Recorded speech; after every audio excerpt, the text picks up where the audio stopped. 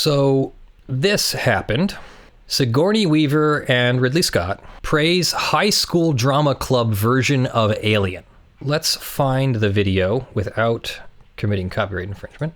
They should have the video linked down here.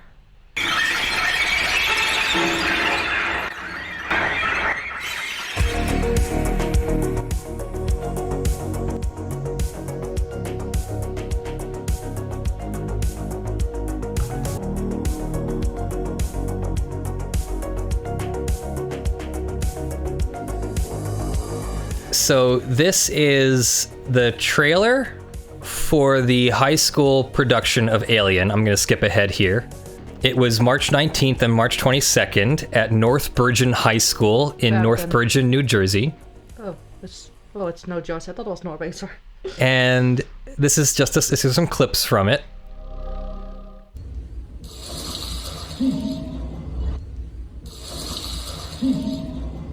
What?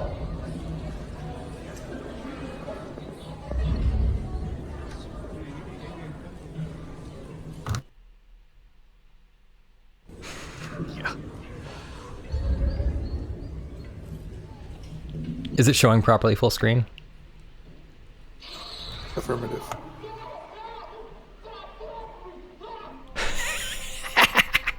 Now, if you haven't seen it, Alien is a great movie, and you should go see it. It's a classic. It involves an alien. It comes to their ship.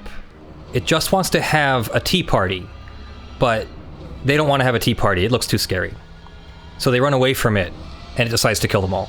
I'm totally kidding about the movie being about a tea party. It's more or less a faithful reproduction of the movie. So how the heck is it not copyright infringement? Well, I thought we should talk about that. Because that's a cool example, right? This is a great example of when you can use an artist's work. You can make a complete derivative work that is obviously a derivative work of the original Alien production. That Alien obviously looks like Ridley Scott's Alien, and the plot is the same plot. They had the eggs, they had the face grabber thing, they had the mood and the lighting, and everything was pretty much the same, or derived from the original work. So how is it not copyright infringement? Well, it would have to be a fair use. Well, assuming for a moment it's a fair use, it's a copy. They made a derivative work. How is that ever a fair use? Well, let's go through the factors and we'll show how they play out, because this is always a thing. Everybody's like, well, is it a fair use or not? That's the thing, though. You don't know. You can't just know. You have to go through the factors. It's not an analysis if you don't go through the factors. So let's go through them. I think we're going to have some of the factors here be a yes that we've never talked about before on the channel. Yeah. Some of these are. So we'll go out of order then. We'll go for 1, 4, 2, 3 or something. So the purpose and character of the use. Was the original, or what was the allegedly infringing production, or the derivative production, was it transformative of the original? Did it take and use the original in a new way that creates a whole new copyrighted work? Probably not. It transformed the medium. It adapted the original to play. I'm assuming it's a play, not a musical. But it adapted it. A musical might be closer to transformative, though. But it adapted it to a medium of a play. But I don't know if that's transformative. So if it's not transformative, can it still be a fair use? Well, yeah, but we all know that if it's not transformative, we haven't really seen a fair use that's not transformative. So 4, usurping the market. Does the derivative production of Alien usurp the market? If you and I are sitting here on a Friday night and we're going, it's been a long week, I really want to watch a good show today. I feel like a horror movie, a psychological thriller about people getting attacked in outer space. Should I watch the Alien movie or the Alien play? Play. Well, what I'm saying is that really going to be the decision? Are you going to go see the Alien play so you don't have to go see the Alien movie? Not really. It's a high school production. It's going to be a a certain quality level. I'm sure the high schools can do a good job, and I'm not talking down to the kids at all. But let's be fair. It's a high school production. It's not a professional production for a commercial purpose. So, is it going to usurp the market? Probably not. Well, admit that it's a derivative production, but it's a high school play, and it's not really the same market. So then, 3. How is the amount and substantiality of the portion used? The amount and the substantiality, the meaningfulness of how much was used. They pretty much used the whole thing. They plot from beginning to end. The characters, as they're supposed to be, were faithfully reproduced. Yes. So that's fair use is not happening versus number 3. How about number 2, though? We've never tackled a fair use where number 2 was the deciding factor.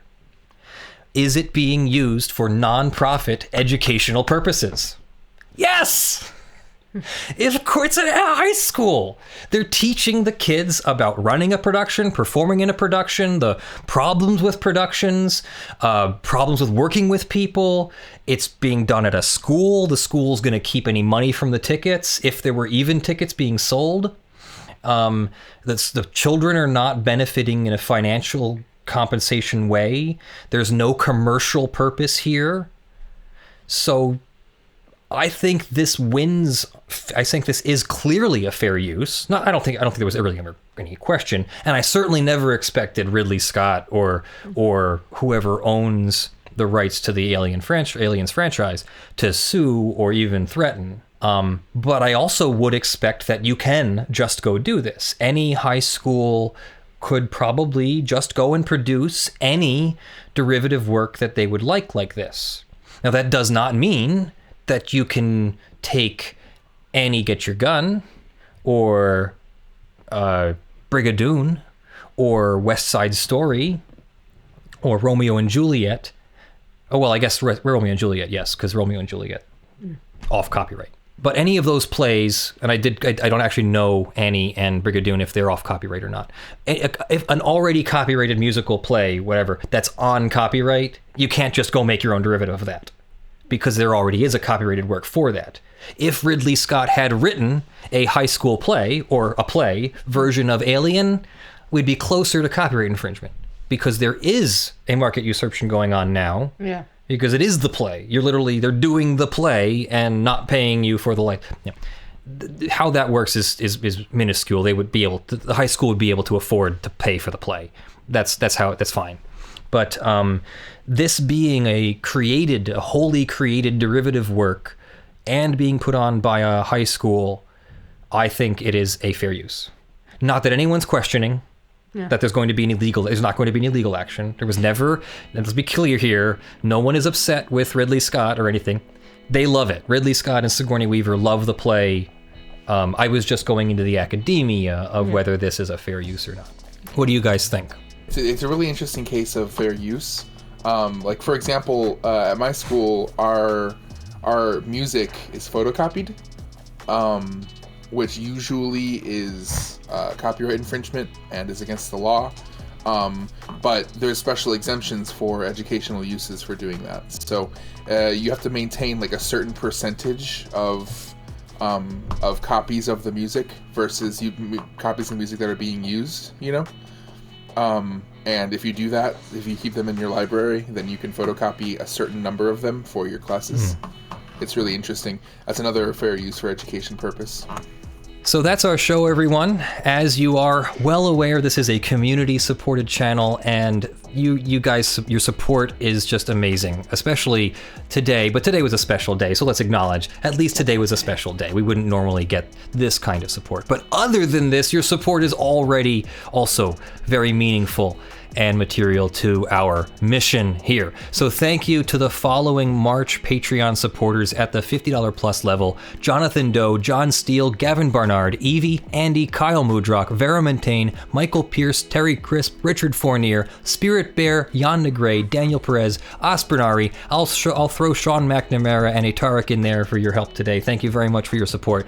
And we'll also, the April thing will start tomorrow or so.